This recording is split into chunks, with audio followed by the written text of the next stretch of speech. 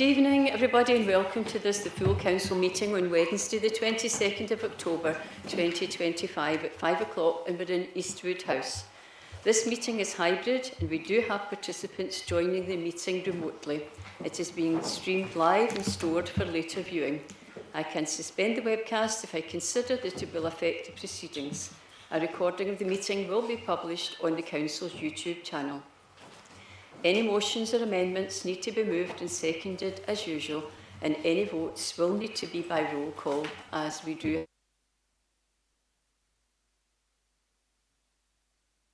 Kuhn? Try again? Yeah, that's it now. Thank you very much. So I will be flexible within reason on the length of time people can speak due to circumstances. I don't think I need to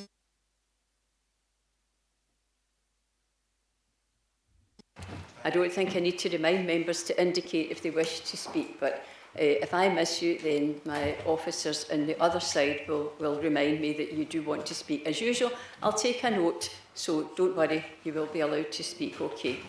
But before we begin, I'd like to highlight there is no scheduled fire alarm test this evening. If the fire alarm sounds, please leave the building immediately using the nearest available exit.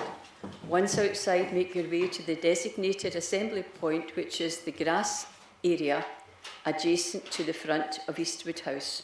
If you require assistance to evacuate, please remain where you are and a member of staff will come to help you. Now, moving to the agenda. Item 1, apologies for absence. Are there any indicated? No apologies received, Provost. Thank you very much. Item 2, declarations of interest. The Councillors' Code of Conduct requires elected members to declare any connection they may have in any of the items on the agenda. Are there any declarations of interest? There are none indicated. Thank you very much. Moving on to the agenda, I'm going to use my discretion to alter the order of business, given that we have people in the public gallery this evening. In terms of standing order number 20, I will alter the order of business, and we will therefore consider agenda item 10 on health and social care partnership charging for non-residential care services in 2026-27 at this point. So I will wait till you get to that item on your papers. Item 10. Health and Social Care Partnership charging for non-residential care services in 2026-27, pages 73 to 86. I'll invite Alexis Chappell, Chief Officer of the Health and Social Care Partnership, to introduce the report. Alexis, thank you. Thank you, Provost. Good evening, members. I want to begin by acknowledging that while East Renfrewshire is the only local authority in Scotland that does not currently charge for these services, I absolutely recognise this is a significant change for our communities, our residents and for members. In line with the amendment passed in February, this paper provides an updated impact statement, details of our income maximisation efforts and a recommended taper based on financial modelling. Our income maximisation work has made a real difference to people. Of those contacted our Money Advice and Rights team, 30% saw an increase in benefit outcome, on average £8,000 per household per year. For the remaining 70%, the exercise offered reassurance and confirmed their current entitlements with ongoing support available. We've carried out extensive engagement, including co-produced materials with our lived experience group, targeted outreach, drop-in clinics and income maximisation support. Over 80 residents attended engagement and sessions, and their views are reflected in the updated Equalities, Fairness and Rights Impact Assessment. The financial assessments completed by 15 individuals align with our original modelling, and based on this, we are recommending a 60% taper, which would generate between 1.5 million and 1.6 million in recurring income, essential to meet the 1.5 million cost pressure that's currently facing the Health and Care Partnership. However, we are now at a point where demand outstrips our funding, and without action, we risk being able to meet even our statutory duties. We are still facing significant financial challenges and this policy change is necessary for the longer-term sustainability of community health and social care in East Renfrewshire. Over the last 2.5 years, we've had to make a series of difficult decisions to ensure we continue to deliver care to those with the greatest needs and meet our statutory joint responsibilities. In 2024-25, we faced a savings target of nearly £12 million, which we delivered. We are committed to implementing the policy in the most supportive and effective way possible, and importantly, this policy does not affect the type or level of support that people receive. Only those who can afford to contribute will be asked to go and do so. And I just wanted to clarify a couple of key points before I end. Personal care in Scotland remains free, and this includes help with washing, dressing, eating and taking medication, essential lifelines for our most vulnerable residents. The service and scope for charging the non-residential support are social support such as help with shopping, cooking, companionship and travel. The minimum income guarantee set by Scottish Government ensures that people retain enough for daily living, £170 per week for under 60s and £284 for over 60s. Charges only apply to income above these thresholds, with the taper applied accordingly. We've set a flat charge of £20 per hour for services regardless of provider cost to ensure fairness. For those employing personal assistance through direct payments, this charge is reduced to £15 per hour. Our focus remains on supporting people with dignity, fairness and care. Many thanks for your consideration. Thank you very much, Alexis. I'll now invite Kirsty Stanners, Head of Finance, Chief Financial Officer, to comment on the report. Kirsty. Thank you, Provost. I must bring to members' attention some new information which we became aware of yesterday. A paper will be going to the COSLA Leaders meeting at the end of this month, which will set out proposals to amend the distribution methodology which determines the grant funding that each council receives in relation to adult social care. If the proposal is approved by COSLA Leaders, the impact of the new proposals will see the funding allocations for adult social care for some councils going up, some going down, and some remaining broadly the same. These will be applied from April 2026 with some transitional arrangements in place. This is a very complex proposal, and at present I cannot confirm what the impact of this change will be for East Renfrewshire Council, but note that it could be significant. Members may wish to take this uncertainty into account when reviewing the paper before them today. Thank you. Thank you very much, Kirsty. I will open it out to questions, and don't worry, I will take a note of who wants to speak and make a list, and I will bring it in. Councillor Anderson, I think you were first. Thank you. Thank you very much, Provost.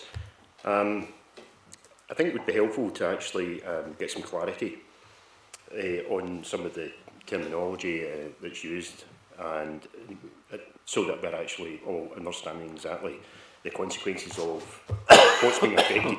First question is about what is actually classed as non-residential care, and I may have subsequent questions depending on the answer. Thank you.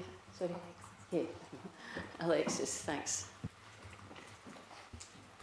So the services and scope for charging are social supports such as help with shopping, cooking or companionship or travel. Legislation sets out what can and cannot be charged for, and we would adhere to this.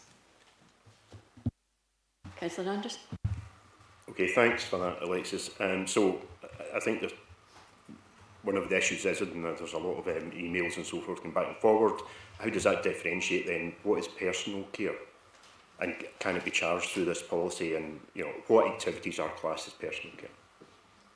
Alexis.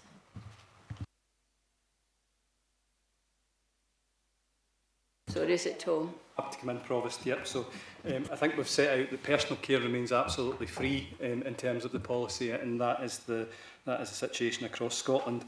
Personal care can be categorised with things such as help with continence, or with eating, nutrition, and various personal care and intimate care. So it's absolutely free in relation to this policy. Does that that helps. Thanks. Actually, well, one last question. Thanks for that, Tom. Finally, though, in terms of parents that have came to me, they're concerned about, will this be affecting children? As anyone, Alexis or Tom could answer that, thank you. Yeah, I'm happy to come back in. So, no, the policy will not be applied to anybody below the age of 19. The legislation does let us apply it to people of 18 and over, but we've taken a decision here where we feel that that transition stage from 18 to 19 is a really important point where people are getting used to their supports. So therefore, it would be 19 and upwards that the policy would become in place. So therefore, not applicable to children. Thanks for that answer, Tom, and also the fact that it's from 19. I think that's a key part for the transition. Thank you. Councillor McHale. Thank you. I have 3 questions. The first one is, can I please seek confirmation that this policy will be based on the ability to pay, and that no one will pay more than they can afford, please? Okay, I'm going to ask Louise to answer this one. Thank you. Thanks, Provost. Councillor McHale. Yes, this charge will be based on the ability to pay, and no one will be asked to pay more than they can afford to pay. Just to take you a bit through the calculation, our financial assessment process is done to make sure that charges are fair and affordable, and we do follow a kind of framework for that nationally. It looks at a number of things. So it looks at income, it looks at the weekly income of an individual, not a household, an individual. And some types of income, like certain benefits, aren't counted in that. We look at the savings a person has, and a certain amount are considered, and we use a standard formula to identify weekly income from the savings. So then you add the income and the savings together. We then look at expenses. So we subtract essential costs like rent, council tax and disability related expenses. What's left is someone's disposable income. If it's above the national threshold, then that is chargeable income, and that's what the taper applies to. So the national thresholds then are, if you're under 60 and single, your chargeable income is £170. So that's your minimum income that you would be left with, your minimum disposable income after we've done those assessments. And then whatever's above that is what the taper gets applied to, and that's what's chargeable. If you're over 60, that's £284 is your minimum disposable income you're left with, and then the taper applies to anything above that, and that's what you pay above that. So that gives some background into how we calculate. Thank you. Councillor McHale. Thank you. Just to follow on from that, I think there has been some confusion as to who would be entitled to the minimum income guarantee. Can you clarify what the minimum income guarantee is and how it would be applied to this policy? You referred, but it's just to seek some further clarity on that, if possible, please. In terms of the national thresholds, just to reiterate, if you're under 60, you need to pay some money towards your service if you are single and your chargeable income is above £170. If you live with a partner and your joint chargeable income is above £258. If you're over 60, you would need to pay something towards your service if you are single and your chargeable income is above £284. And if you live with a partner and your joint chargeable income is above £434. So generally for a single person, you're under 60, 170, over 60, 284. Thank you. Yeah, another question, Councillor McHale. This is my final question. The policy refers to adult disability payment and pension age disability payment. Can you please explain what these are and the purpose of these benefits, please?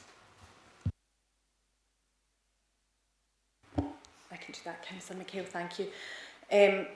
The benefits available to support adults with additional costs associated with a disability or a long-term health condition are, as you state, the Adult Disability Payment, ADP.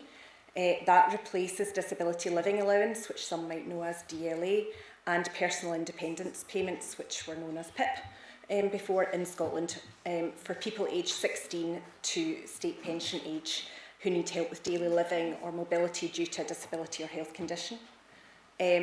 We also have the Pension Age Disability Payment, PADP, replaces the attendance allowance for people over state pension age who need help with personal care or supervision to stay safe. Both benefits are designed to support people with everyday tasks aligned to non-residential care and support, things like preparing food, communicating with others, understanding information and making decisions, and travel and mobility. Thank you. Are there any other questions from colleagues? I don't see anybody indicating at all. Councillor Ireland. Thank you very much. Provost, I've got some feedback. I'm just interested in a sort of anticipated timeline that's expected of when we'll be able to, all councillors would have more information available on any future developments that the officers were telling us about. Thank you. Is it you, Louise, or Kirsty would answer?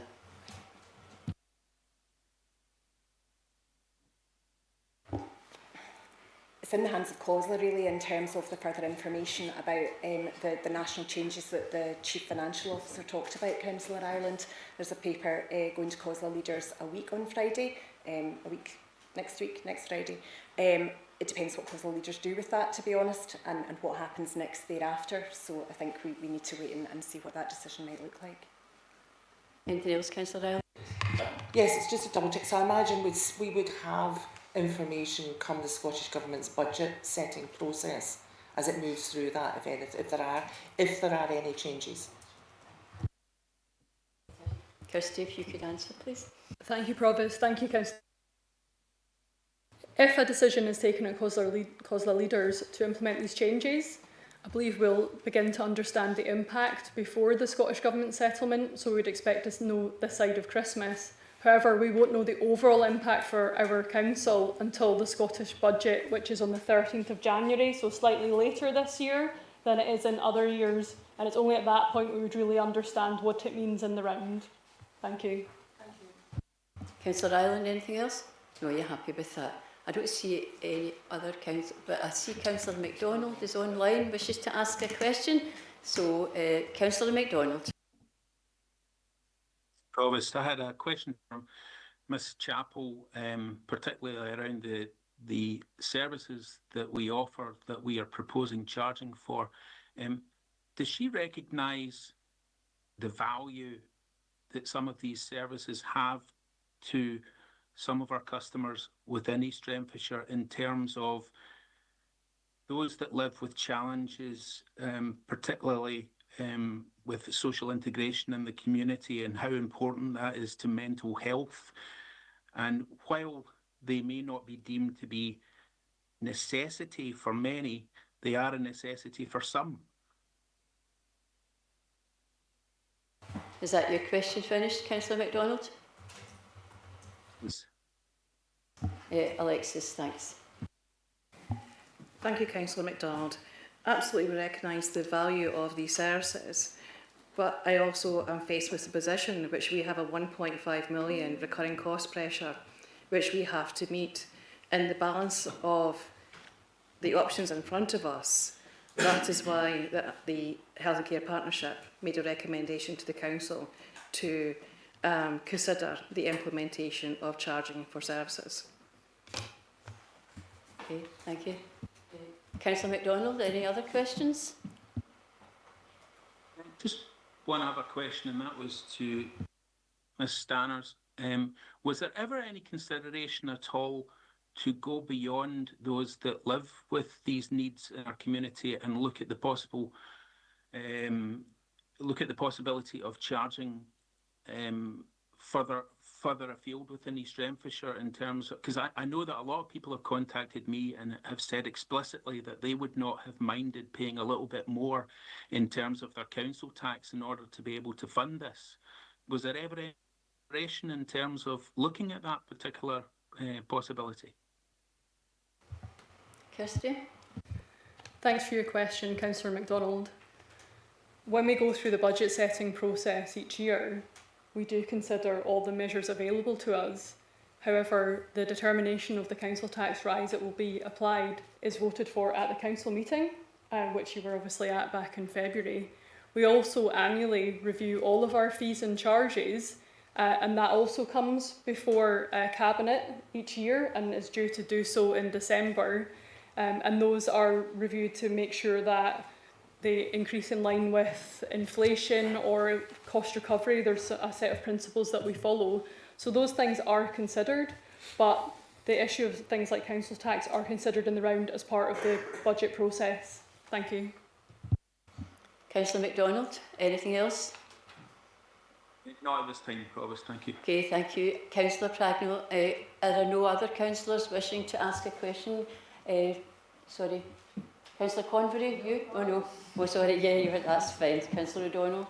Thanks, Provost. A number of questions just for clarification, please. A number of residents have raised concerns about the impact on self-directed support, particularly around PAs. If that could be clarified, please. Sorry, can we just clarify that a PA, this is for the sake of people viewing this, is a personal assistant? Yep. Thank you. And Blair. Yep, happy to come in there, thanks very much. So you're absolutely right, Provost, the personal assistant is usually when somebody has an SDS option 1 budget, and that's money that they receive and then they employ that person themselves. I suppose it's important, Councillor O'Donnell, to point out that the assessment for SDS is a professional social work assessment, and it's not part of this, it's completely different. That comes up with the number of support hours and the type of support that an individual requires. The charging policy is quite separate to that, and it's quite different. So what we are doing is essentially assessing an individual for care, and we then apply that care.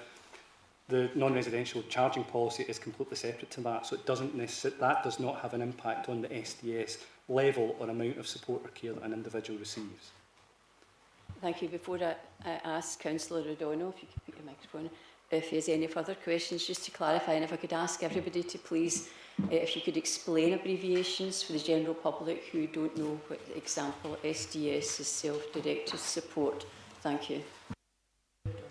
So, to be clear, current SDS packages and personal assistant type services are not being cut by this measure, and people will only be asked to contribute if there's chargeable income beyond, for a single person, £170 per week. Yeah, happy to confirm that, Councillor O'Donnell. So I suppose it is a case of an individual must have in that care that they receive an element that is chargeable, and that would be the non-residential part that we've described, and then the charge is only applied to that. But this is not about the amount of care or support that an individual receives. That's completely separate and assessed separately. Thanks for the clarification. Again, there's been commentary and concerns that there's only a small sample of individuals that came forward for financial assessment and income maximisation. Can you give some comment on that, and why this was, and how the service was advertised? Louise is going to answer this question. Councillor O'Donnell. Thanks, Councillor O'Donnell. Financial assessments were offered voluntarily over the summer in a range of different ways and by a range of different means, as outlined in the paper, to help people prepare for this and understand where they might fit should the decision be taken to go ahead with charging. Many individuals were reluctant to share financial details until the policy was confirmed, and despite extensive engagement, that uptake was limited. What I would like to say is that those who have come forward and engaged with the Money Advice and Rights Service have generally found that a positive experience. While it's a small number, 30% of the people that have been through the Money Advice and Rights process have gained through income maximisation, around about an average of £8,000 a year from that, from maximising benefits that they're entitled to. Of the 70% who didn't gain through that process, most of them are telling us that they found it a reassuring process, A, to know that they had everything that they were entitled to, and B, to come out understanding and having a better sense of how these proposals would impact them. So I would encourage people to keep engaging with the Money Advice and Rights Service, both for these proposals and more generally across our services. The Money Advice and Rights Service and Citizens Advice are there to help local residents and do have a very good track record of helping residents with their financial matters. Thank you. Thank you very much for that. Following on from that, this paper was obviously prepared a few weeks ago now. Is there any update from the MARC team on the number of assessments carried out and net gain from income maximisation? Yeah. I don't have a detailed update in terms of income maximisation gains, Councillor O'Donnell. This paper states that 15 people had been through the full financial assessment.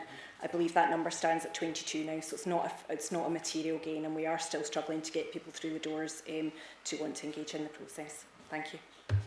Thanks very much, Louise. And again, linking to this, there have been some concerns raised that due to the small sample of people that have gone through the income maximisation and financial assessments, that the financial model will not hold up. Can you give some clarification on that? Well, Leslie, thank you very much. I understand you're going to address this question. Thank you, Provost. Thank you, Councillor O'Donnell. I think we've recognised from the outset when we started the work in this area, we always recognised that there was a degree of inherent risk. It's not a charge. There isn't a charging process in place at the moment. Therefore, there isn't the data to work up from. So in terms of the modelling, we have approached it in two ways. We've done a high-level, top-down monitoring on a set of assumptions. We've run those assumptions a couple of times prior to the Supporting People Framework, post the implementation of Supporting People Framework, and the modelling held up on that approach. We've also, albeit on relatively small numbers, we mocked up some individual case studies as part of the original work, so we had a small number to extrapolate up from. As we've had people on a voluntary basis come through the financial assessment process, we've extrapolated up on that real information, and that has also supported the original modelling. And just finally, in terms of triangulation of both of those approaches, we've benchmarked what we estimate the income would be against an authority of a similar size, similar makeup, who has been charging for some period of time. And again, the assumptions held. Ultimately, until we go into real life, the true numbers will, would then arise. But I think that the modelling has certainly stood up from both the top down and bottom up. Thank you. Thank you. That's me done. Thank you. Okay, I'm looking round to see if there are any other questions. I will come back to you, Councillor Ireland, but I'm going to go to Councillor Morrison, who hasn't spoken yet. Thank you. Thank you, Provost. I appreciate that. I think Councillor O'Donnell has his microphone on. Thank you for that. My question, Provost, relates to the definition of essential versus non-essential services. In terms of calculating individual assessments and how this affects real people, is there any provision at all for outdoor activity or social activity which is provided for as being essential, whether it's once a week, once a fortnight, any kind of provision whatsoever for social activity being considered essential? Who would I? Alex? Tom or Alexis? Tom, thank you. Thanks. Thank you, Councillor Morrison. I suppose this is all down to a kind of individual professional assessment of an individual's needs, and that really kind of fits with the Supporting People framework. So when we are assessing an individual, we'll look at the particular challenges and issues that individual has, and that will then fall into either the substantial or the critical aspects. So any care that we put together could be seen as essential for that individual in terms of that framework that we use. One thing that's essential for one person might be different to somebody else, and it's important when we're doing that, it's an individual assessment, and that makes sense for the individual in terms of the kind of support that they need. I'm not sure if that answers, but... We'll soon hear whether it does or not. Tom, Councillor Morrison. It certainly does answer the question that was posed, but I do have a further question. Thinking back to the COVID lockdown period, people were allowed out of their homes for certain reasons. You had to have a certain reason to leave your house during that very dangerous time when we faced a dangerous virus. And one of those essential purposes set out by the government was to take part in recreation, to get outside for fresh air, exercise and socially distant socialising. That was defined as being an essential purpose. Would it be fair to say that we're looking at a two-tier system here in terms of what we're judging essential for some people and non-essential for others? Tom, can you speak about the, as you say, the individual assessments of needs? Yeah, I mean, I suppose the kind of point to make here is that in terms of the charging policy, there is national guidance on this that has been set by COSLA, and there's also legislation. So we follow that in terms of what is chargeable in terms of, and the definitions within that of what is chargeable. And I think we've gone over that in terms of the types of supports that people would receive. I absolutely agree with you. Engaging in your local community, being out and about is absolutely essential. But the charging policy in itself does not remove that from individuals. The assessment of need will still identify that as a need for an individual. We will still provide that, but in terms of the challenging policy, we will ask somebody to make a contribution to a part of that care, which is only the non-residential care element of it. Thank you, Councillor Morrison. All right, Councillor Edlin. I have a question about the voluntary financial assessments. I think, if I understand it correctly, Ms Bearden said that the modelling holds up. Now, in the report on this that I read, there have been 66 assessments done, of which 22, we were told, led to an increase in the benefits of the people concerned. What happened to the remainder? That's a third of the total of 66 roughly. And we were told the output, the result of that. We weren't told the result of the remainder. So I'd like to ask the question of what was the result of the vast majority, 66%, where we weren't told what the result was. Were their benefits likely to decrease as a result of the assessment, or did they remain the same? I'd like, it seems to have been given partial statistics on this and not the full story. So I'd like to know. Okay, Councillor Edlin. Louise, can you address that? Thanks, Councillor Edlin, for your question. The 66% who didn't increase their benefits had what they were entitled to and understood then better how these proposals would affect them. I think there may have been a small number of cases where there were some cases of overpayments of benefits that are being looked into with the people that were, but that's a very small number and I won't be going into detail on that this evening. But essentially the other people, there was a full financial check done, they have everything they're entitled to, all the different aspects that we would expect them to, so their income has been maximised, which is a positive thing, and they have reassurance about how these proposals would impact them. Councillor Edlin, would you like to ask? Sorry, would you like to ask him? I know what you've said there, but it seems to be selective statistics being given to us here. You said there's a small number whose benefits are going to be reduced as a result of this, but you don't tell us what the numbers are. You managed to get the numbers for the ones that are going to get increased, but not for the small number. There's 66 people. It's not that difficult to tell us how many are going to be penalised financially as a result of this financial assessment. Their benefits are going to go down. These are the people who are most deprived in society. They're people with learning disabilities who do not have the ability to look after themselves and live as we are fortunate to do in this room. These are people who need every support going. And if we make their lives a little bit better, then surely that is a human way to behave, a judge of our humanity. So let's hear exactly how many are going to actually be worse off. Thanks, Louise.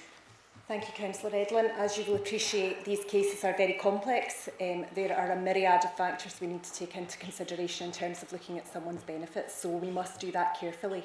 We have also discussed previously in the Chamber that we can't get into small numbers with individuals' cases. So you can take from the fact that I this evening will not give you a number from the fact that that is very small, less than 10, quite significantly less than 10.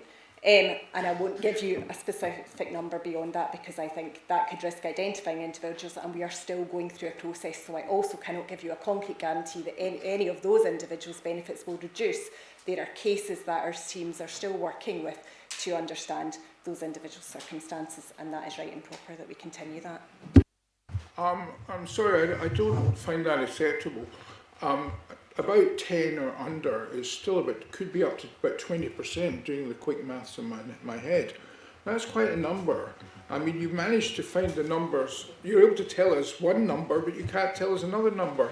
And I don't see how the person can be identified. We don't know who the 66 people were. So I don't see by telling us the exact number, you will be telling us anything that will identify these people. What I do see is it's one-sided statistics. Councillor Edlund, could you just pause, please, and allow Louise to respond? Thanks. Thank you. Apologies for interrupting. One of my team from the Money Advice and Rights team is actually watching the meeting tonight, so the information I have in front of me is slightly out of date, and he has given me an assurance that no one's benefits have been reduced as part of this process. So thank you. Well, a good question, and that is reassuring, so thank you very much. Councillor Edlund, do you have any other questions? No further questions, thank you. Thank you very much. Councillor Ireland, did you have another question? I did, and apologies, Provost, I'd misheard you and hadn't realised that we had actually moved substantially on to item 10. So I do have a couple of questions to ask on that. It's what is the anticipated collection costs associated with this? Staff time, appeals, reassessment. Other councils have reported somewhere between 10 and 20, and I wondered where we sat in that number, and if there was a firmer number that anyone actually had overall how much this is likely to cost per year. Other question was, does anyone have one any... at a time, please, oh, Councillor Ireland. Apologies, one at a time. I will bring you in again, don't worry. So, who's going to answer this? I'll have a go in there. You, Louise? Okay, thank you. Me again. I'll have a go at this. I don't have a cost to give you this evening, Councillor Ireland. I think we are learning about this process, and as everybody has said this morning, we have had small numbers of people go through these financial assessments just now. We do know that, should this go ahead, there will be something required every year to look at benefit up ratings and things and how people's circumstances change, but that needs a bit of work to determine that, so I can't give you a figure on that this evening, apologies. Councillor Ireland, anything else? Yes, my other question was, it was reported to Cabinet, I think it was the 18th of September this year, that the previously agreed, in February at the full council, it was previously agreed that there'd be 1.5 million put to defer this for a year. Now, it was reported to Cabinet that that 1.5 million had not been taken up, it had been paid for out of direct reserves, and that the option still remained open, but it had not been used. Can I have a bit more information on whether that has been used as of tonight? Or is it likely to be? Thank you. Kirsty, first and sorry, Alexis first, Leslie first, and then Kirsty. It's a bit difficult to see everybody, I apologise. Thank you, Provost. Thanks, Councillor Ireland. In the budget that was set for the Joint Board in March, the Joint Board recognised the support from Council of up to 1.5 million should it be required in terms of the previous decision to defer the charges. For those who are aware of the Joint Board's financial position, we ended 24-25 with an addition to our own reserve. So as things stand in the current financial year, the Joint Board is actually containing the cost of the deferment from our own reserve. However, we do recognise that the offer of support and the commitment of support from the Council remains in place should we require it in the current financial year. Thank you. Thank you, Leslie. Kirsty, is there anything you want to add to that? Thank you. Thank you, Provost. Thank you, Councillor Ireland. Again, just to confirm, as Leslie said, that commitment of up to 1.5 million still stands. But it will obviously be dependent on how the year progresses in terms of the financial position of the IJB, as Leslie has set out. Thank you. Thank you very much, Kirsty. I don't see any other hands being raised except for Councillor Pragnell. Thank you. Thank you, Provost. If charging is not implemented in East Renfrewshire, what will the consequences be to services provided by the Health and Social Care Partnership? Will there have to be further service cuts? Alexis or Tom? Thank you. myself. So, thank you very much, Councillor Pagnell. The 1.5 million recurring pressure would remain, and so due to this, alternatives for the 1.5 million would need to be found and delivered between now and April 2026. This would be in addition to the current 1.7 million pressure that we already have to address, and also the likely pressures that we will have going into 2026-27. So what that means in practice, as I said in the report, is that given that staffing and care costs are the key components of social care spend, and there are limited options to deliver that 1.5 million recurring pressure between now and April, to ensure it flows through to next year. Due to that, I would need to bring an assessment of options to the Integrated Joint Board with recommendations in November 2025. And that would have to include immediate actions such as a freezing on any recruitment.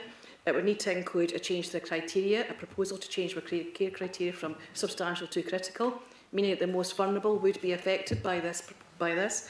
And equally, it would also have to include a review of all grants that we issue, and also an urgent review of all services delivered by the IGB to ensure that we can ultimately meet that 1.5 million on a recurring basis from April 2026. So the impacts would be significant and severe to the most vulnerable of East Renfrewshire. Thank you, Alexis. Councillor Pragnell, anything else? Okay. Then I don't see any other hands indicating with this, so I'm now going to ask the members. The recommendations are contained within page 73 of your papers. Is anybody supporting the recommendations on this paper? I don't see anybody indicating. So are there any amendments to the paper? Councillor O'Donnell. I've got an amendment. Do you want me to state the amendment? Yes, I think yes. it's here for...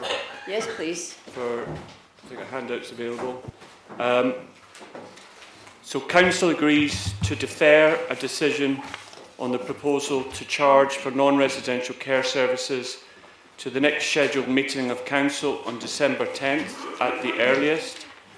This is to allow time for officers to fully understand the implications of any proposed changes to the distribution of grant funding in relation to adult social care. Furthermore, Council notes the excellent work of our money advice and rights team in maximising income for potentially affected service users, and encourages all service users and their families who have not already done so to engage with MART. Thank you very much, Councillor. Thank you very much, Councillor O'Donnell. And is there a seconder? I will second that, Provost. Thank you very much, Councillor Pragnell. Are there any other amendments? Councillor Wallace. Thank you, Provost. Yes, I have an amendment here. Actually, I did print this out, but I've made a change to one of them. Unfortunately, I can't email them to you, Barry, but I've got it on a memory stick if you wish. Okay.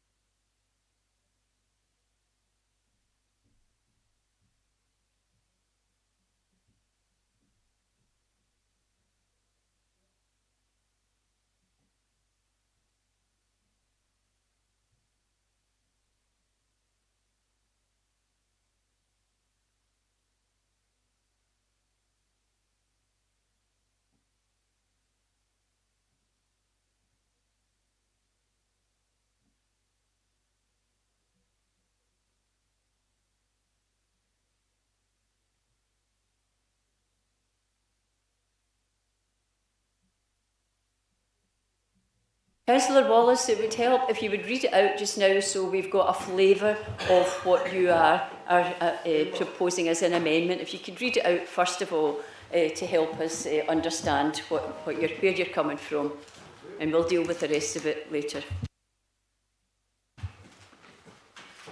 Council, this is amendment to the charging for non-residential care services. Council agrees to replace the recommendation in the officer report with the following: that the policy and charges for non-residential care services shall not be reconsidered for the remainder of the current Scottish Government administration, ensuring clarity and stability for service users and their families. That Council notes the administration's decision to defer consideration of charging for non-residential care to the Budget Strategy Group and seeks assurance that any future proposals will come before the Council only once the full financial implications of the revised Scottish Government settlement are known and clearly set out.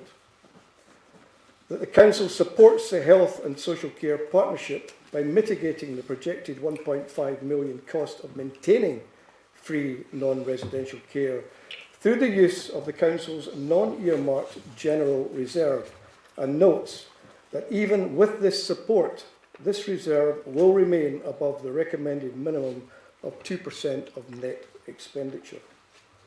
Number 4. The Council notes the recent consultation with residents in scope for potential non-residential care services produced fewer than 3% returns from those contacted, and that its subsequent findings can only be regarded as anecdotal rather than representative. The Council therefore instructs officers to review and assess the weaknesses in the consultation and engagement process, with a view to developing a more effective approach that achieves a subsequently or substantially higher response rate and captures the views of those most directly affected. 6. That the ongoing programme of income maximisation delivered by the Money Advice and Rights team in collaboration with partner agents continues without delay to ensure all service users receive their full benefit entitlement. And finally, that Council reaffirms its commitment to protecting funding for non-residential care when setting future budgets, recognising the importance of safeguarding support for vulnerable residents while maintaining a balanced financial position. And that concludes the amendment. Thank you very much. Is there a seconder? Thank you very much, Councillor Redden, the seconding. Councillor Wallace, could you switch off your microphone, please? I have to say that's a lot more complex than I expected. I thought you were preparing an amendment based on the information received tonight. And in that preparation, Councillor Wallace, I would have taken it as a courtesy, Councillor Wallace, if you had indicated such an extensive amendment beforehand and had it prepared to distribute to your colleagues. So I'm now going to call a recess so that we can organise. Oh, sorry, yes. Are there any other amendments? Oh, Councillor Buchanan. Thank you, Provost, and obviously not speaking to the amendment just now, just to highlight the amendment. There are copies being circulated.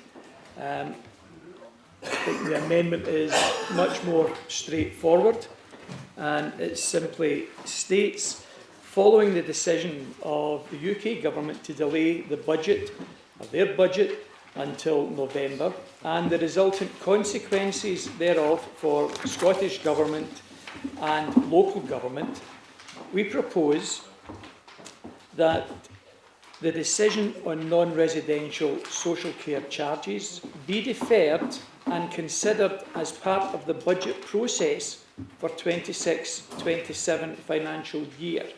Again, any unallocated reserves could be utilised to cover any ongoing costs until that information is clarified. Thank you, Councillor Buchanan. Could you switch your microphone off, please? Is there a seconder? Councillor Lundy. Thank you very much. And are there any other amendments? No. Thank you. Councillor MacDonald. Councillor MacDonald? On you go, Councillor MacDonald. There's not another amendment, though, but can I just ask as a courtesy that I could have that distributed to me electronically, a copy of each of these amendments, please? Sorry, from what I heard from Councillor MacDonald, he's not proposing an amendment, but he just wants exactly, we all want the same. So I will now, we'll now have a recess to deal with the amendments and the distribution of the Conservative amendment. Thank you very much.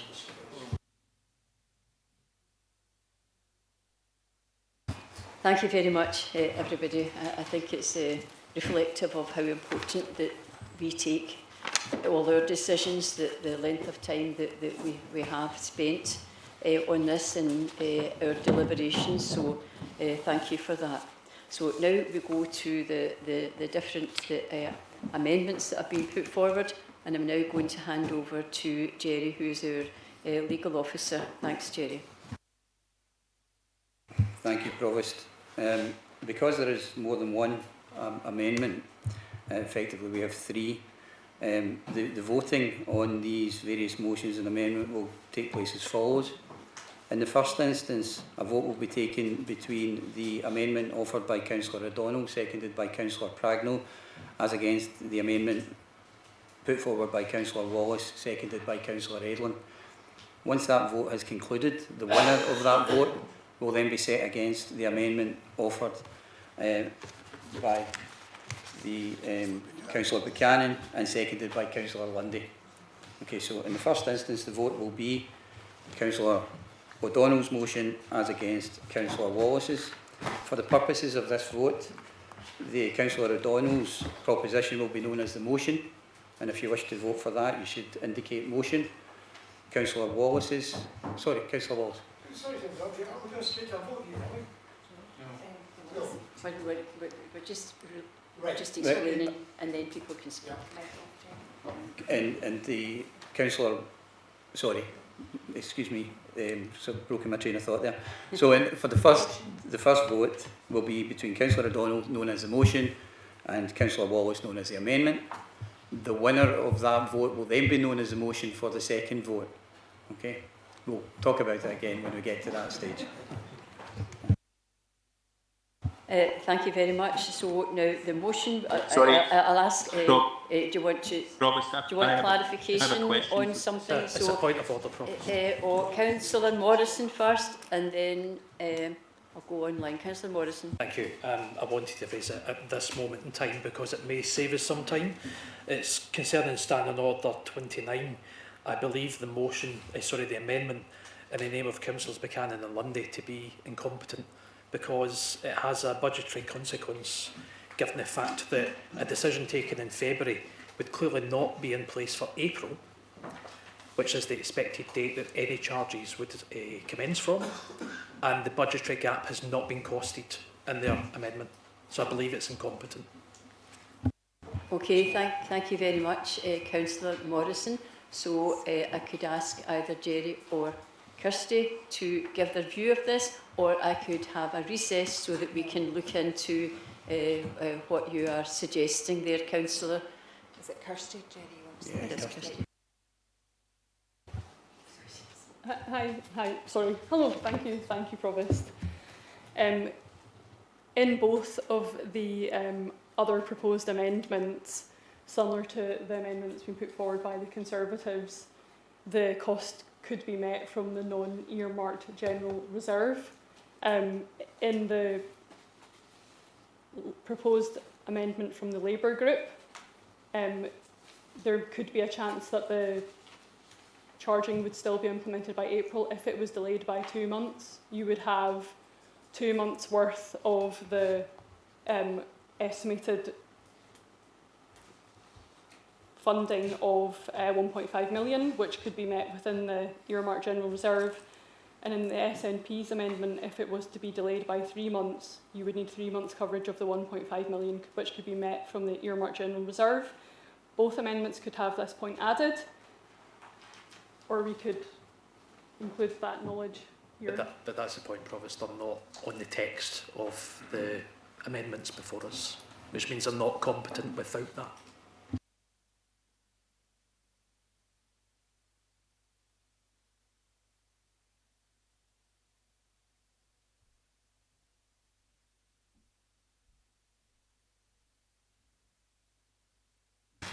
Can I also point out, Provost, that I'm not calling into question the amendment in the name of Councillor O'Donnell, because that does have an extra 2 months, 3 months headroom built into it.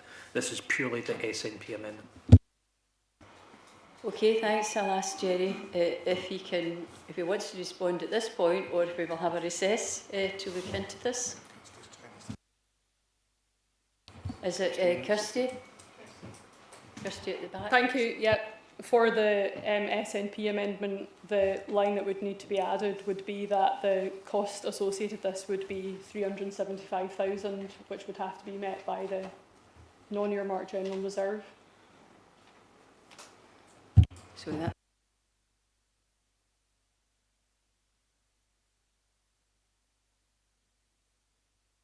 So if that line is added to the SNP amendment, then Jerry, if you can give us your legal view, please. Yeah, if that line is added in, there's no difficulty with the proposed amendment. Okay, so Jerry has ruled on that. Can we now proceed? Thanks for reminding me, it's difficult to see. So, Councillor MacDonald. I just want clarification from Mr. Mahon about abstentions on the first vote, whether that would exclude you from voting on the second vote. Just want to make sure. No, it wouldn't. You're entitled to take a view on each individual vote. Individually. Okay, thank you. Okay, thank you very much. So we do have a motion proposed by Councillor O'Donnell and seconded by Councillor Craigno, and there is an amendment proposed by Councillor Wallace, seconded by Councillor Edlin. So I will now hand to Councillor Wallace. Councillor O'Donnell. Thanks very much, Provost. Firstly, I'd like to thank officers for preparing such a comprehensive report and for delivering what was asked by Council in February. I would also like to thank Alexis and our team for dealing with the many questions that have been raised by members of the public around the proposals and dispelling many of the repeated misleading claims and misinformation that has been spreading around social media. I would also like to thank the excellent work of the MART team, Money Advice and Rights team, in their income maximisation work, which for many will more than mitigate the potential financial impact of any proposed charges. However, I don't propose to argue the merits or otherwise of the paper in front of us today. Given the new information received by our finance officers regarding proposals to change the distribution of funding for social care, my amendment is a simple one. It is to defer a decision on the proposal until the next scheduled meeting in December at the earliest. This is to allow officers to understand the implications of any changes to distribution and to brief members before any final decision is made. However, we may not have the full facts by December, and any decision may have to be made at the subsequent council meeting in February. In the meantime, I would actively encourage all service users and their families to engage with our MART team and their income maximisation efforts. They have a proven track record of increasing income for residents in East Renfrewshire.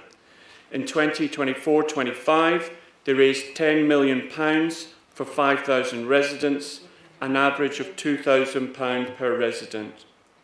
This average is even higher now at £8,000 on average for individuals eligible for charging. A high average is to be expected for these individuals as they are usually eligible for more types of benefits. The results to date clearly show that many individuals potentially eligible for charging are not claiming their full entitlement. Our MART team are friendly, highly trained, highly confidential and non-judgmental, and no resident has anything to fear by engaging with them. Their results speak for themselves. And with that, I formally propose the amendment. Thank you very much, Councillor O'Donnell. Councillor Pragno, you are seconding. Would you like to speak? Yes, I am seconding it, and I have nothing further to add.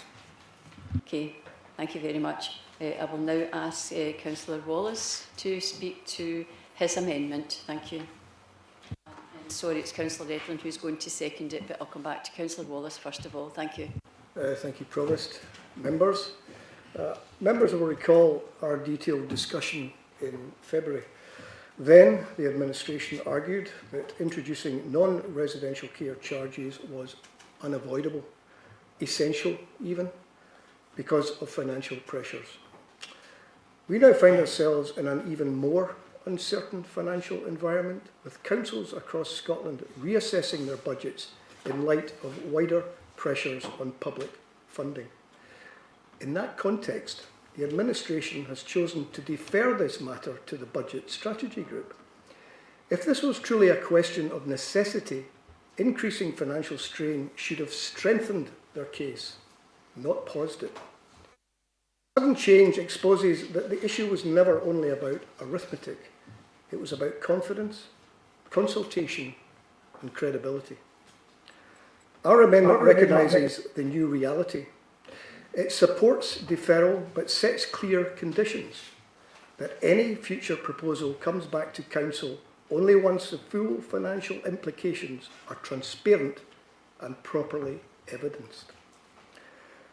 We also repeat what we said in February, that the Council has the means, through its general reserve, to cushion short-term pressures while staying well above the 2% prudential threshold. That is not reckless, it is responsible. Councillors, we've heard claims of extensive engagement, yet fewer than 3% of affected residents responded to the consultation. That is anecdotal, not representative.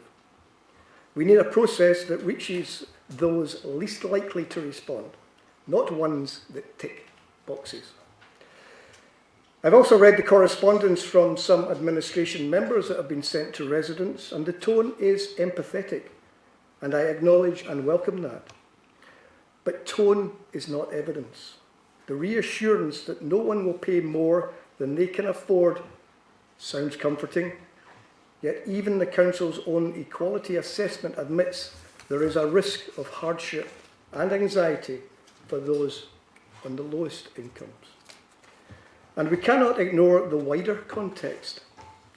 Pressures on this Council are not limited to social care. Homelessness costs have risen from a few tens of thousands to several £1 million within just 5 years. Much of that due to national policy changes around housing access. These are not decisions that are taken here, yet they shape every discussion we now have on funding and priorities. So this amendment offers a steady hand. It keeps faith with residents who rely on these services, demands transparency from the administration, and ensures that any future decision is based on full knowledge of both national funding and local impact. This is not about scoring points. It's about protecting the people who depend on us most and making sure that when we finally make a decision, it is one that is rooted in evidence and fairness, not in uncertainty or haste. I therefore move the amendment. Thank you very much. Put your microphone off, please, Gordon. Thank you very much.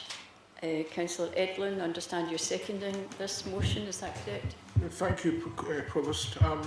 I have nothing further to add to my colleagues' eloquent comments there.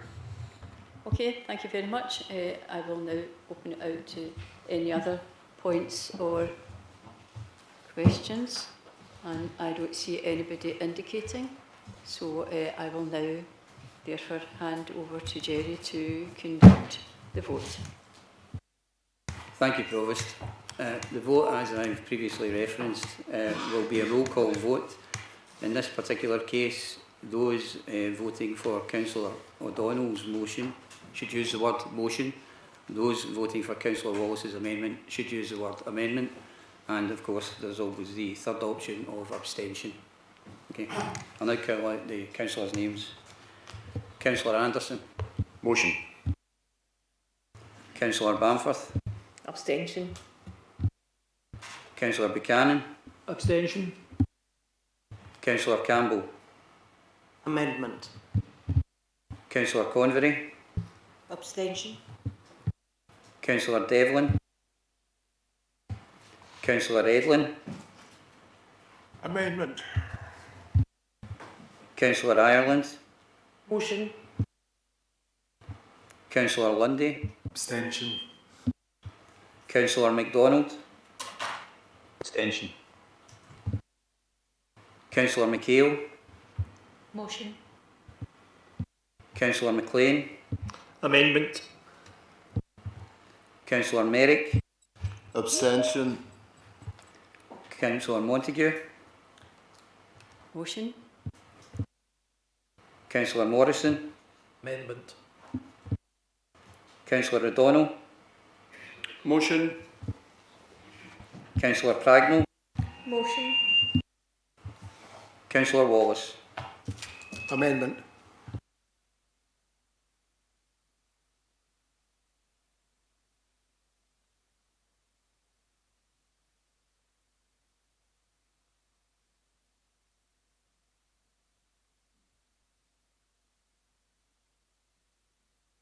Sorry. The final count on that vote, 7 votes for the motion, 5 for the amendment and 6 abstentions.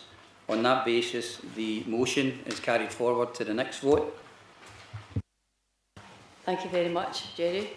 So we have heard the motion, so there is another amendment.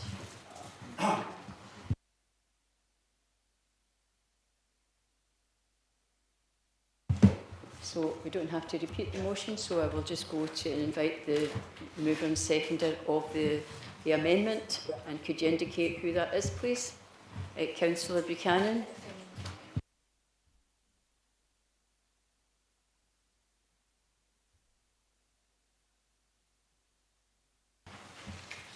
Councillor Buchanan, there is an amendment from you and seconded by Councillor Lundy. So I'll just confirm that. Is that the case? So I will hand over to you, Councillor Buchanan, to first of all read out your amendment. Thanks, Provost. The amendment as is written there, and I have to say that it originally did have a piece at the end of it which stated that any additional cost should be met by unallocated reserves, and as the Stanners has highlighted, that would amount to around 375,000 dependent on the time of the decision. What I will say, colleagues, is the following decision, following the decision of the UK Government to delay the budget until November, and the resultant consequences for the Scottish Government and for local government, we propose that the decision on non-residential social care charges be deferred and considered as part of the budget process for 26-27 financial year. You want me to continue now to speak to it? Thank you, Councillor Buchanan. I just confirm that Councillor Lundy is seconding that. Okay, fine. Thank you very much for that, Councillor Buchanan. Yeah, thanks, Provost. As colleagues will remember, when back in February when we called the paper in, we were not satisfied that all of the work and all of the information that was available was as it should be. And I have to thank our HSCP team for the work that they have done in the intervening period, the work of our social care teams and our MAP team for the outstanding work that they have done to get the paper to where it now is, with significantly greater clarity, and that the outcomes are more, those being impacted most are more aware of the outcomes because of that work that has been done. So I think thanks go to our respective staff for delivering that. The other aspect that we then touch on, as we learned earlier, there is potential significant changes coming up. And I think our motion recognises that, albeit inadvertently because it wasn't known at the time. But what I will say is the reason I asked for it to be put to the full budget process is when the UK Government sets its budget at the end of November, Scottish Government will have some detail as to what their allocation for funding is for 26-27 and possibly beyond. But the Scottish budget won't be set until after the 10th of December. Local government, i.e. us, will then set our budget sometime in February or March, depending on the timelines and budgets happening as and when they're supposed to. So we take that into account because I think it's relevant that whatever funding we have and the impact of any funding that we get is done appropriately. The consequences of taking a decision in isolation are significant. So I think our group believe that we need to do that with all of the figures available to us, with all of the information available to us. If that means that there's a delay to any charges, if it's decided that they go ahead, that should be factored in as part of our overall budget process, because I think that is the right way for this to be done, because everyone then can see the impact that that is going to have on the council for the next year and potentially more. Thank you. Thank you very much, Councillor Buchanan. Councillor Lundy, do you want to say anything, or are you formally seconding? You want to seconding. Don't formally wish to speak. Okay, thank you very much for that. So, Councillor O'Donnell, do you wish to say something just now in response? Yes. And then I'll open it out to everybody. Thank you very much. The motion and amendment here are actually very similar. One thing we need to be mindful of is setting of the IJB budgets. That is not for the council to determine legally, that is for the IJB and members of the IJB to determine. That is why charging for services, there's a specific exemption on that, and that charging for services only comes to the council for approval. The setting of the IJB budget typically is after the council sets its budget. I think the earliest it's been was last year, which was April. So I think we need to be very careful legally in terms of the framing of any discussions at Budget Strategy Group and how we deal with that. It is not the council's responsibility to set the IJB's budget, only charging for services. I'm not saying I agree with that, but that is the legal position currently. So I do have a lot of sympathy with what the SNP amendment has said, but as I said in my opening remarks to the motion, we should come back to the next scheduled meeting, which is December at the earliest, to allow the officers to understand the implication of changes to distribution before any decision is made. However, we may not have the full facts by December due to how COSLA operates, so that it's entirely possible and feasible that we may not be in a position to come to Council in December, in which case it would come to full council budget meeting in February. So we're actually very similar. All we are saying is let's know the facts about the distribution formula first of all. If we understand that, we've got a better basis of dealing with the numbers. We know IJB has a 1.5 million pressure immediately that they have to address, and I think any delays does not give any favours to the IJB. It effectively costs money to do the fares. It also does not help those service users to maximise their income. That is quite a delay of time for them to have to come forward in terms of there being a policy commitment that would encourage them to come forward if we make that decision, and that's lost revenue opportunity for those users. So it is actually very similar. Our view is very much let's get on with it as fast as we can in terms of understanding the numbers. If we're not in a position of making a decision in December, then we would defer it to the budget in February, which is very much aligned with some of the views that are coming along here. So it's not that different at all. Thank you very much, Councillor O'Donnell. Anybody else wishing to speak? I have Councillor Merrick, first of all. Thank you, Provost.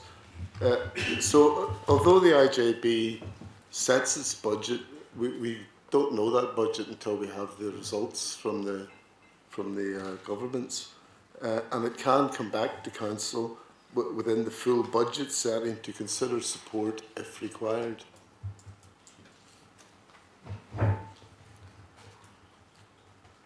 That's it. Thank you. Thank you very much, Councillor Merrick. Councillor Morrison, anybody else like to indicate or take a note of your name? Thanks. Okay, thank you, Provost. I'm in one of those situations where if you can't get your first choice, you have to decide what your second choice is.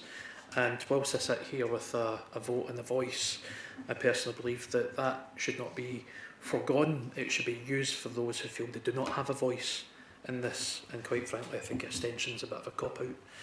Looking at the two amendments before me, I think it's clear that there's one that is marginally better than the other. I have some concerns with the amendment in the name of Councillor Buchanan and Lundy. Primarily the fact that it appears to lay the blame for this entire situation with a minor delay in the budget setting process of the UK government. Now, irrespective of who is in charge of the UK government, I think we should use this as a gentle reminder of exactly why we're in this situation today, exactly why our IGB budget cupboard is almost bare. It's because in 2019, the former First Minister of Scotland said if re-elected in 2021, then these local charges would be abolished and funded on a national level.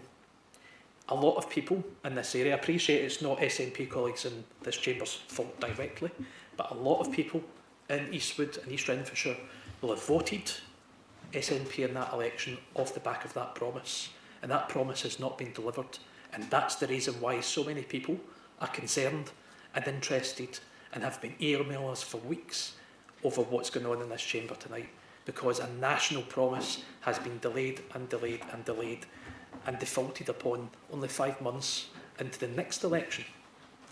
So on the basis of the exact text of the two amendments, I cannot support the amendment in the name of Councillor Buchanan. Thank you.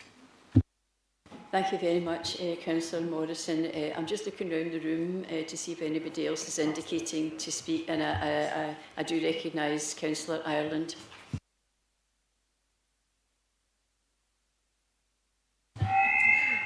Thank you very much, Provost. I think that the decision in front of us now, it's one that's too important to take without all the full details in front of us. It's something that's actually quite important to me. There's work still underway between COSLA and the Scottish Government about funding this. There's still budgetary work to be done as far as the Scottish Government's concerned. Tonight we were told that there might be further information that will be coming through shortly from COSLA. All these things are gaps in my information, so I would fully support Councillor Buchanan's amendment to delay this until we actually have all that in front of us. To me, that's actually quite important. It's too important to us and to the residents. We need everything before we can come back to this. So I will be supporting the amendment from Councillor Buchanan. Okay, thank you very much, Councillor Ireland. Anybody else would like to speak? Failing which, I ask both Councillor O'Donnell and Councillor Buchanan, if there's anything else you want to say finally? No, I think I've said the majority of it, Provost. I think the reality of it is we know there are many challenges, but I would also highlight that in terms of some of the comments made, that social care in Scotland has been free. It's not the same elsewhere across these islands. Councillor Jones, anything you would like to say? I've got nothing further to add, thank you. Well, thank you very much, everybody. I don't see anybody else indicating, so I'm now going to hand to Jerry to conduct the vote as usual. Thank you very much. Thank you, Provost. For the purpose of this vote, Councillor O'Donnell's proposition will be known as the motion, Councillor Buchanan's as the amendment, and if you could indicate your preference accordingly. Again, abstention is a viable vote. I'll read out councillors' names. Councillor Anderson. Motion. Councillor Bamforth. Amendment. Councillor Buchanan. Amendment. Councillor Campbell. Motion.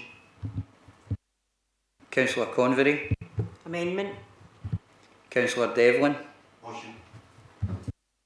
Councillor Edlin. Motion. Councillor Ireland. Amendment.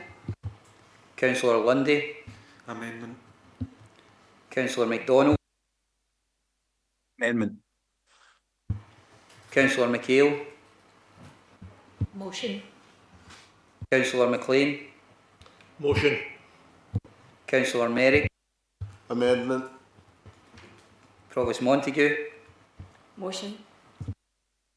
Councillor Morrison. Motion. Councillor O'Donnell. Motion. Councillor Pragnell. Motion. Councillor Wallace. Motion.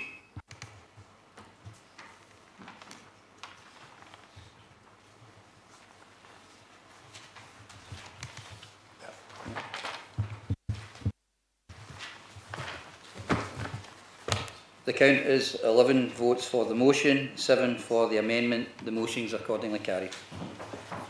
Thank you very much, Jerry, if you could put that off. I'm now going to have an adjournment to allow members of the public who wish to leave to do so. If you could stop the recording, please. To start back again then.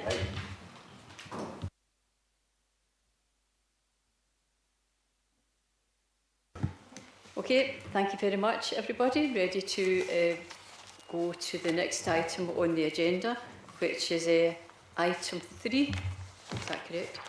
Minute of previous meetings held on the 10th of September and the 25th of September 2025, and that's on pages 3 to 18. Can I ask for your approval? Agreed? Agreed. Thank you very much, everybody. Item 4, volume of minutes. And I'll read out the minute volume as usual, and it's questions only in the minutes. We're not opening the debate or reopening. If I go too fast, please stop me. But to read down the list, we've got Cabinet, Police and Fire of 4th September, Council of 10th September has already been dealt with in item 3 previously, Licensing Committee of 16th September, Cabinet 18th September. Education Committee of the 25th September, Audit and Scrutiny of the 25th of September. Then there was the Local Review Body of 1st of October, Planning Applications Committee, also 1st of October, Special Licensing Committee, 7th of October 2025. Agreed? Agreed. Thank you. Item 5, items remitted to the Council. 5.1. Amended Treasury Management Strategy for 2025-26, and that's on pages 19 to 26. I'd like to invite Councillor Morrison, who's the Chair of the Audit and Scrutiny Committee, to comment. And then I will ask Kirsty Stanners, Head of Finance, Chief Financial Officer, who's in attendance and will be able to take any questions regarding this item. So, first of all, Councillor Morrison. Thank you for the introduction, Provost. The item that's before Council tonight is a remittance from the Audit and Scrutiny Committee, which members will be aware is responsible for ensuring effective oversight of the Council's Treasury Management Strategy. This report recommends an amendment to the Council's Treasury Management Strategy for 25-26 with a revised reporting practice, which does remain fully compliant with the SITFA Treasury Management Code. The proposed approach better reflects the Council's relatively low Treasury risk management strategy and aligns with practices adopted by neighbouring authorities, which is worth saying can be much larger than ours with a much larger Treasury. As outlined in paragraph 10, the number of reports will be reduced annually from 6 to 3, with 4 interim reports consolidated into a single mid-year report. This streamlined reporting process will help create capacity within the finance team, enabling enhanced financial support across council directorates. I think it also does help with more effective scrutiny, because when you see something on a very routine basis, things don't stand out in the same manner. So I think that would be a further enhancement, and I therefore put it to Council to approve this remitted paper. Thank you. Thank you very much, Councillor Morrison. Are there any questions on this item, colleagues? No questions? Then can we agree the recommendations on page 19? Agreed. Thank you. On to item 6, questions to conveners. There are 3 written questions, and so in terms of standing order 26, after a member receives a reply to the question, they may ask one follow-up supplementary question, but it must relate directly to the original question. No debate or discussion is allowed on either the original or the supplementary question. So, question, answer. So, first of all, question 1 is from Councillor Gordon Wallace to the convener for Environment and Housing, and the question is printed on the main agenda. So, I would like to invite the convener for the Environment to respond to the question. Councillor Devlin. Provost. Planning, just turn that down a wee bit. Yes, quite, do you want me to turn off? Planning officers review the information submitted as part of the determination of each planning application. The law requires applications to be determined in accordance with the development plan and other material considerations. Officers consider whether the information before them is both material to the decision and reasonably in line with what they expect. They apply their professional skills and judgment to determine the weight that they give to the submitted information in the decision-making process. They would ask follow-up questions of applicants where they require clarification in relation to any material information. Supporting statements are generally submitted on behalf of applicants by professional advisors who are both qualified and bound by the code of conduct of their professional body. Planning decisions on non-delegated applications are made in public by the Planning Applications Committee, following an opportunity to review a report of handling, undertake a site visit if required, and hear a presentation by the case-worker on the facts and interpretation of the matter. Members also have an opportunity to ask questions to the planning officer preparing the report and the planning committee. Once a decision is taken, it is binding except in very limited circumstances where there are powers to revoke a decision under section 65 of the Town and Country Planning Act Scotland, as amended. Thank you very much, Councillor Devlin. Thank you very much, Councillor Devlin. I'd like to invite Councillor Wallace to ask a supplementary question, if you so wish. Thank you, Provost. Yeah, just I wonder if we could ask Councillor Devlin.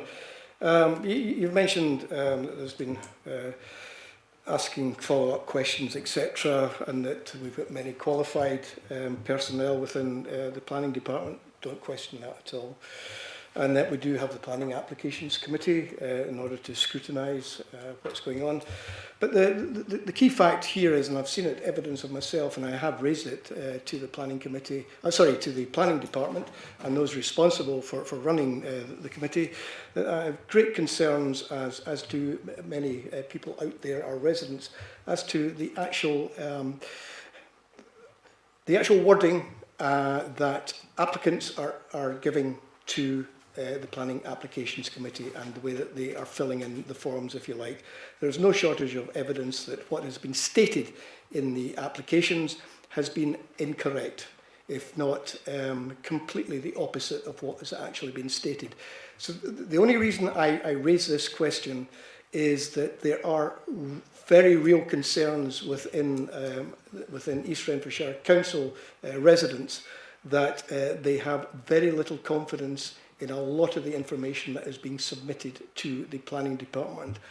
Can you, if I could ask you, being the convener responsible for this, could I ask you to please relay our concerns to the planning department, and it would be as if it would be at all possible for perhaps to a further report to come back to allow us to better assess the level to which the applications are being properly scrutinised. Thanks very much. Thank you. Thank you, Councillor Wallace. Councillor Devlin? Devlin, would you like to respond?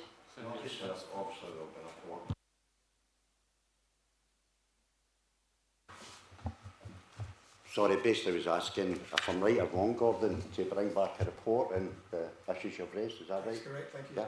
Okay, agreed. Thank you very much. On to the next question 2, which is from Councillor MacDonald to the Convener for Health and Social Care, and the question is printed on the supplementary agenda. I would now like to invite the Convener for Health and Social Care, Councillor Pragnell, to respond to the question. Thank you. Thank you for your question, Councillor MacDonald. My job as Chair of the Integration Joint Board and Convener is to safeguard... Oh. Is he here? What should we do? Yeah. Is it? We don't.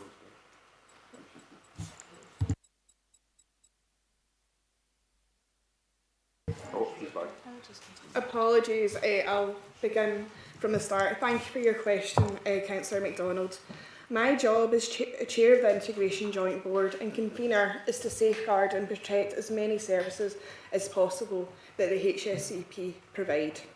From social care, adults and children's social work, as well as justice services, many of which are statutory and are at real risk. Thank you very much, Councillor Pragnell. I would invite Councillor MacDonald to ask a supplementary question, and if you would do so now, please. Well, I don't know if you want to consider it to be a supplementary question, but the question was quite specific in the sense that I don't feel it's been answered fully. My question was quite specific, and it said, is it your personal view and belief that East Renfrewshire Health and Social Care Partnership should begin charging for non-residential care in 2026-27? I'm curious to know whether it's her personal view and belief. Thank you. Councillor Pragnell. As Convener and Chair of the IJB, my job is to look at all the facts available when considering implementing or whether we do implement non-residential charging. As these facts and the associated funding that could come with these changes and the conversations with COSLA, it's not for me to comment on those merits. Okay, thank you very much for that. On now to question 3. Another question from Councillor MacDonald to the Convener of Communities, Equalities and Culture and Leisure. The question is printed on the supplementary agenda, and I'd like to invite the Convener for Communities, Equalities and Culture and Leisure, Councillor McHale, to respond to the question. Councillor McHale. Thank you, Councillor MacDonald, for your question. As this matter is being deferred, I will take into consideration any future information, really, before making a final decision. Thank you. Thank you very much. Councillor MacDonald, would you like to ask a supplementary question? That's an absolutely reasonable answer from the new Convener. I have no supplementaries. Okay, thank you very much, everybody. So we now move on to agenda item 7. Statements by conveners and representatives on joint boards and committees. I would like to invite statements in alphabetical order. First of all, from Councillor Anderson, Convener for Education. Thank you, Provost. Actually, my statement is not to do with education, but also now the fact that I'm now the Convener for the Strathclyde Partnership for Transport. And at my first meeting in September as the new appointed Convener, the Strathclyde Regional Bus Strategy was approved, which includes measures for the development of bus franchising across the region.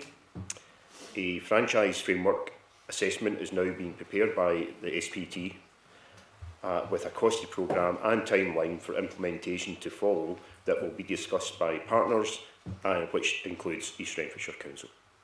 We welcome the development of franchising as a means of improving transport options, helping to alleviate transport poverty and supporting greater employment and economic development opportunities along with improved access to retail and leisure for our local residents. And obviously, the ward I represent, it's and others, it's for Eaglesham and Waterfoot areas, it's actually incredibly important. I would also add that it was completely unanimous at the Strathclyde Partnership meeting, and this is something that's been worked on for several years, and I think it's excellent to see that it was unanimously accepted. Thank you.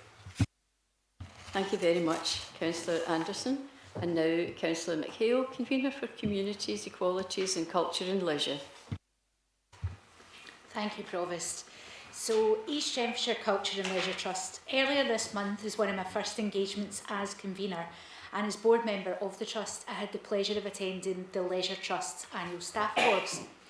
This year's event also coincided with the 10-year anniversary of the Trust, so included a reflection on some of the changes and achievements over the last decade, including phenomenal growth and significant achievements across the business, improving the health and well-being of our local community.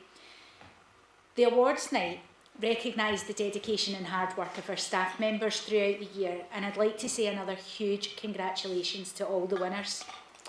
In the short time I've been in post, I've been struck by the excellent experiences that the Trust provide for our residents.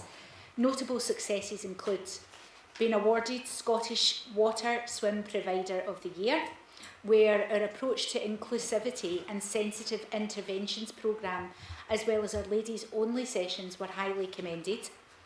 Being shortlisted for the Scottish Library and Information Council 2025 Project Excellence Award for our project Sensory Magic.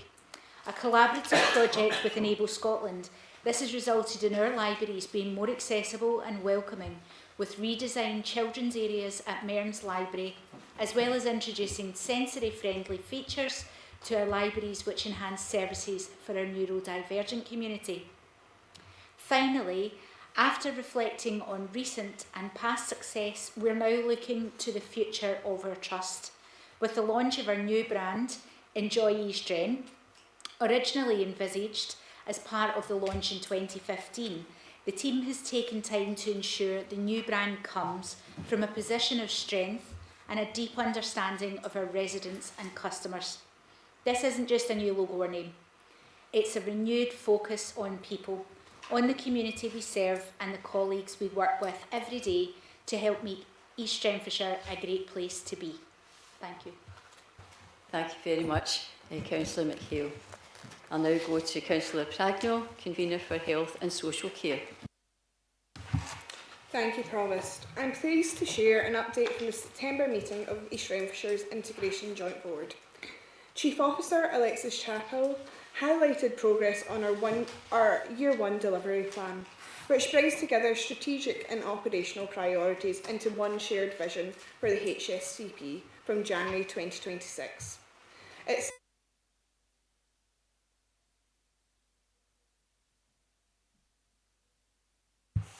It sets out clear priorities around financial sustainability, service redesign and stronger engagement with staff and communities.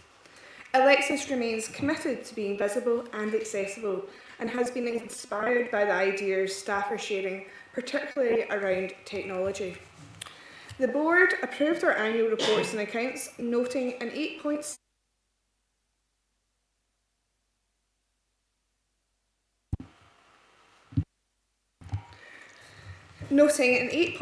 million pound in savings and ongoing financial pressures.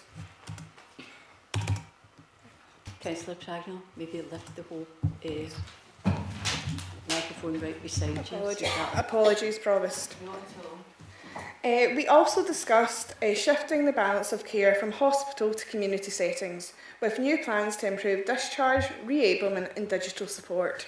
The redesign of our care at home service continues to progress, with a new commissioning model focused on outcomes and continuity.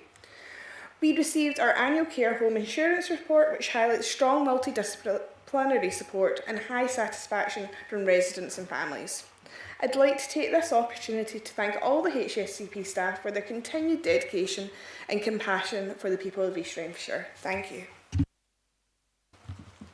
Thank you very much, Councillor Pragnell. So we'll now move on to item 8, which is the Provost engagements, pages 27 to 28, which is simply for noting for you all. Agreed with both of those? Thank you. Item 9, Chief Social Work Officer's Annual Report, pages 29 to 72. Councillor Pragnell, would you like to introduce this item? Thank you, Provost. I would like to thank Raymond for this year's annual report. I hope members will agree that this is a good report and shows the length and breadth of services social work provide. Highlights include the formation of the Promise Board and fantastic inspection reports, with very good grading for our fostering service, very good and good grading for our adoption service, and very good grading for our adult placement service. Providing social work services would not be possible without our dedicated staff. I'd like to thank them for all their hard work. I know Raymond will be happy to answer any questions on this report. Thank you. Thank you very much, Councillor Pragnell. I would now like to invite Raymond Pryor, Chief Social Work Officer, to speak to the report, and then I'll take any questions. Thank you very much. Thank you, Provost. This report highlights and summarises the statutory duties and activities across the social work workforce in East Renfrewshire in the period April 24 to March 25. It demonstrates how social work is aligned to and builds on East Renfrewshire's strategic long-term aims and ambitions in a place to grow. The role of social work professionals is to support, care for and protect children and adults across the span of the whole life course, to enhance well-being, uphold rights and improve outcomes. Our staff are crucial in assessing and managing risk for our residents and play a key role in providing public protection. Indeed, domestic abuse continues to be the main public protection concern across children and adult services, and we support victims and their families across all service areas. We also have a significant role in managing and challenging perpetrators of domestic abuse. The report also highlights East Renfrewshire's commitment to the Promise, working in partnership with children, young people and their families to achieve the best for our care experienced community. Similarly, all our social work services are committed to listen to, value and be receptive to those with lived experience. Our commitment in tackling racism, discrimination and inequalities is threaded throughout the report, as is our resolve to support the health and well-being of not only those in receipt of our services, but also of our employees. Our workforce in East Renfrewshire are dedicated in supporting our residents, and we are fortunate to have staff that are reliable, passionate and committed to serve those they support. It is important, however, for me as Chief Social Work Officer to remind members of the context services operate in. Our Health and Social Care Partnership financial situation remains challenging. Difficult financial demands have real consequences for residents and communities, impacting on our ability to provide timely support when it is needed. This requires focus to ensure we are minimising and mitigating risk to our residents as best we can. We need to ensure we provide our statutory support at the point of need, enabling and fostering resilient and robust communities. Caution is required if our early intervention and preventative approaches are hampered more. As Chief Social Work Officer, I am immensely proud of our staff and honoured to represent them in their professional roles. Our workforce remain committed to provide the best of services and to do so with trust, kindness, compassion and understanding. Any comments or questions pertaining to the report are welcome. Thank you very much. Raymond, I see Councillor Bamforth is indicating she would like to speak, but anybody else, could you let me know and I'll take a note of your name. Councillor Bamforth. Thank you, Chair. I'd just like to thank Raymond and all his team for the fantastic report, but more importantly the work that's gone behind that report. Having been, I echo what Councillor Pragnell said, have been chair of the IJB for 5 years prior and been a member currently of the Promise Board and previously the Champions Board. I've seen, like Councillor Pragnell, firsthand a lot of the work that Raymond's done, and I understand over the last few months there's been a lot of challenges around earlier discussions we've had today, but I just would like to record my thanks to Raymond and all his team for all the hard work, because we don't see everything that goes on behind there unless we're more involved. And yeah, thank you. Thank you very much, Councillor Bamford. I'm sure we all agree with that.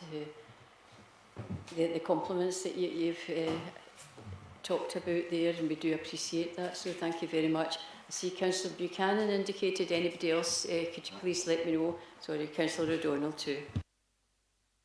Yeah, thanks Provost, and thanks Raymond for the report. I think that this report itself is a testament to the great work that gets done day in and day out by our social work teams, our social care teams, and indeed their partners. The work itself, as is highlighted, I think is grounded in the strong relationships that they build. It's shaped by the compassion that is shown in tackling the many issues that our teams face day in and day out. And that is driven, again, by the understanding of the needs of our communities and that deep-rooted behaviours that require support. I think it's also relevant to highlight that it's not just recognised here in East Renfrewshire. I think our teams are recognised beyond our boundaries, if you like. There's recognition, whether that be by the Promise Board nationally, about how we are an exemplar of many of the issues that everyone looks up to and aspires to. So I think it's relevant that we pay cognizance to that, because our teams do outstanding work day in, day out. And I think this powerful report is a strong reflection of that. Thanks.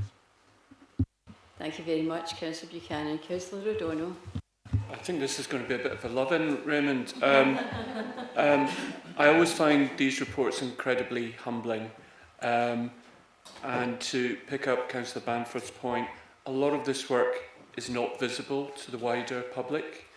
And it does show to us all the breadth of vulnerabilities that you're dealing with day in, day out. Difficult work. And as Councillor Buchanan said, about building trust and relationships with a lot of people in our communities. So thank you very much for such a good report, and my thanks to your team, who often go unseen for the work that they do. Thank you.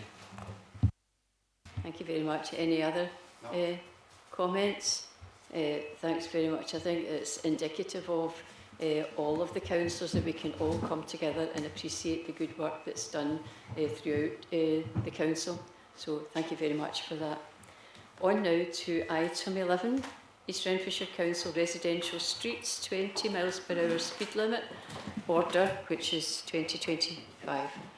And it's on pages 101 to 184. Katrina Macaulay, Director of Environment, other members of the Environment team are in attendance and will be able to take any questions regarding this item. Are there any questions? I don't see any hands indicated, so thank you very much to Katrina and Kenny for coming along tonight. So everybody's obviously happy with this report. Councillor Wallace is putting his hand up now. Councillor Wallace. Excuse me, you said accept, Councillor. That's not to suggest that I have any critique here. No, it's really just a past comment. I mean, quite clearly, it's going to have a great difficulty on the resource of actually policing this, if you like, and I think we all accept that. And I do believe that putting this through, the majority of people in goodwill will be observing this. But I think, as you know, Provost, we had a recent meeting at Gifford Primary in which people were ignoring the one-way system in there, which is quite extraordinary with the youngsters that are around. But I think we recognise that a lot of this has come about because we are concerned about the children round about school and about speeding. And really what's happened here is they've expanded this to get as far round the schools as possible. And then before you know it, when you get to that perimeter, you're within the perimeter of another school. Therefore, it's best to go down the road, which is suggested here. So I commend the work that's been put into this and fully support it. Thank you. Thank you very much. Any other points or questions? Otherwise, can we agree the recommendations on page 121 are the recommendations? Because it was changed, it wasn't 87. But wherever the recommendations are we agreed? Agreed. Thank you very much. Item 12. Item is the Eastwood Leisure Centre, and that's on pages 185 to 192. And again, Katrina Macaulay, Director of Environment, and other members of the Environment team are in attendance, will be able to take any questions regarding this item. Are there any questions on the Eastwood Leisure Centre paper? Councillor Morrison. Thank you, Provost. I just wanted to check in terms of recommendation to the where it states a budget cost no greater than 58.5 million. Sorry to stop you, Councillor Morris. Could you tell us what page that's on so we can all get to it? It's getting to that time of the night. All right. It's page 185. I was just looking for absolute definitive clarity on that, Provost, that this is a fixed price contract. So no matter what happens, if the definition of the contract doesn't change, the cost to the East Renfrewshire taxpayer will not deviate above 58.5 million. Thank you. Thank you very much. Katrina, thank you. Thank you, Councillor Morrison, for the question. So the recommendation is, as you state, no greater than £58.5 million to deliver on this project. Within that £58.5 million, we have a contract for BAM, but it's not to the full value of that amount, it's to a lesser value. And it's what we refer to at the project board related to what are the prime costs. And we are reaching the stage of financial close where we will sign a contract with BAM, and at that stage, and for that element of the project, it will remain fixed, and the risk transfers to BAM unless we change the design or the specification in some way, or the other area is in the demolition of the existing building, should there be any dark ground found under the building. And that's not something we're expecting, but we can't completely mitigate until that building comes down. So those are the only reasons on which that contract that we reach with BAM should change. The other costs over and above the BAM contract are all within the control of the council. We have monthly updates on all of the financials, very closely and tightly managed, this project and the governance. It's both myself and Mark Ratter, who's in attendance here this evening, the co-chair of the board. And as you know, it's Hub West that have been project managing this with BAM. And we've had really good reports coming to the project board. Kirsty Stanners, as Head of Finance, also sits on that project board and sees those reports, which are updated very regularly. So look, I want to give assurance to the members in terms of that maximum cost. We've done a lot of work to bring this project into what we consider to be affordable. And I know there's a desire, and you'll see the activity out on site. It's great to see that activity happening, and that this project is finally coming into fruition, and will bring really much needed new leisure facilities and expanded leisure facilities for the Trust and for the people of East Renfrewshire. I hope that gives you some assurance and answers your question. I thank the Director of Environment for that answer, and I've no further questions. Thank you. Thank you. Are there any other questions? Councillor Wallace and then Councillor O'Donnell. Thank you. Just looking for confirmation. The only question mark over this would appear to be what they find underground. I'm just curious as to whether the pre-construction surveys, if you like, were they carried out with the same people that did the pre-construction surveys at Orrs Road, or was it somebody completely different? If they could maybe confirm that, thanks.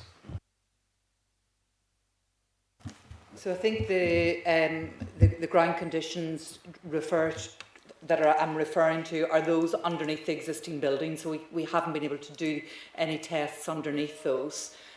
We did a ground condition surveys for other parts of where the construction's ongoing at the minute, and nothing so far has been found so it's really just under the current building, and that work has been commissioned through BAM, who are the main contractor, and their supply chain.